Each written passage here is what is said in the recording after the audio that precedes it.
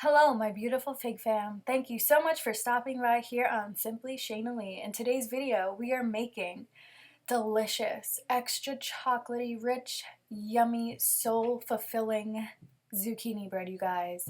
I'm starting off with cleaning my countertop with a all-purpose lemon cleaner. I believe it's Nature's Promise brand. You want to make sure your countertop is all clean, the Rona is around, stronger than ever. Be careful, take precautions. I am gifting one of these loaves to my boyfriend's family, so it is going to be gluten-free, you guys. I'm going to start making some gluten-free foods. So here is the all-purpose flour, some chia and flaxseed blend for like a flax egg.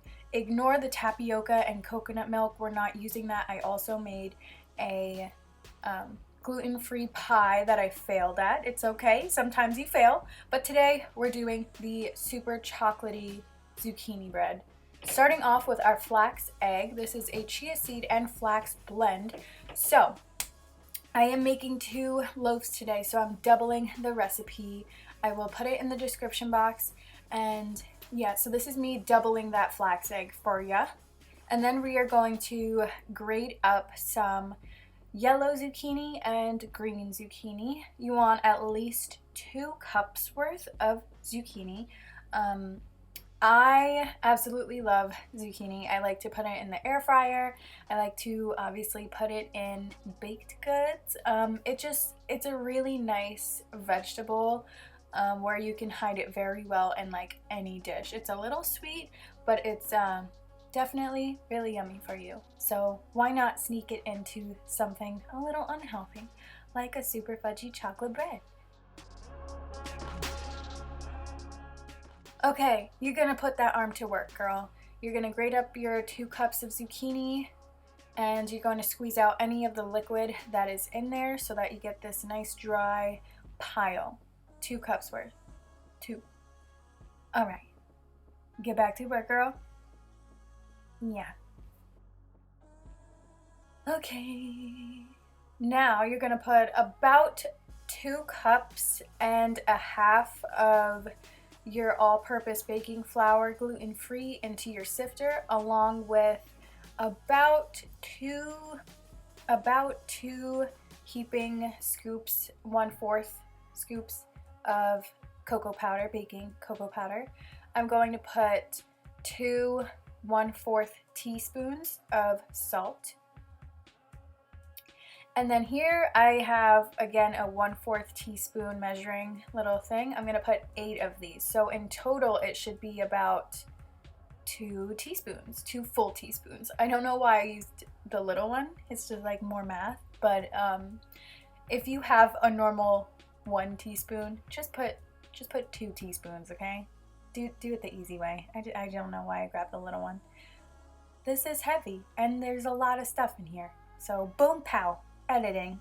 We're gonna sift all of this to get a huge, fluffy chocolate mountain of flour. And then we're gonna start working on our dry ingredients after we put in about 1/4 of organic sugar. You can go ahead actually and do either, 1/2 cup here, because I ended up having to use my entire maple syrup bottle. This is why it's important to always taste your food as well. It wasn't sweet enough. It wasn't to my liking. So I did end up using a whole, on the smaller side, little glass jar of maple syrup. But now looking back, I probably should have just added 1/2 cup of the sugar. But in the end, it really works out. It turns out great. And yeah, so I'm taking my jellified, jigglyfied, glopified flax egg, plopping that right in my bowl. Okay, get every last bit of that. And then I'm gonna put this hazelnut spread. It's just like a organic hazelnut chocolate, almost like a Nutella. And then I'm going to put, I think I put like a cup worth of this syrup in there, but I end up just using the whole thing because, like I said, I kind of I didn't use enough sugar, so I kind of had to add more maple syrup, which is perfectly fine with me. This is more of a small jar anyway.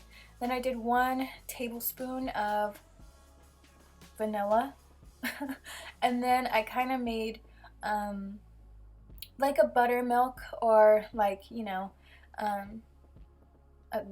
we want to make the milk a little bit sour, so we put about a cup and a few drops of almond milk, vanilla almond milk, and then we put a capful of vinegar. And I know baking is really interesting. We just need a little bit of acidity in here, so try and get this like on the milk and not like in the chocolate per se. So yes, it's gonna curdle a little bit, but that's what we want. Then we're gonna mix everything together, and what I did here, because my Nutella spread was a little solidified, I kind of just smashed it up and I smeared it around and got it really blended in to make that milk chocolatey and to really disperse the flax egg, and just you want to incorporate all this together. Short, sweet, and to the point this time, you guys. Not a long video at all. You want to grease your baking pan, your bread pan. I did line mine with parchment paper. If you're going to do this, please use enough. I did not use enough, and it kind of folded and wrinkled a little bit, but you know, it wasn't a big deal.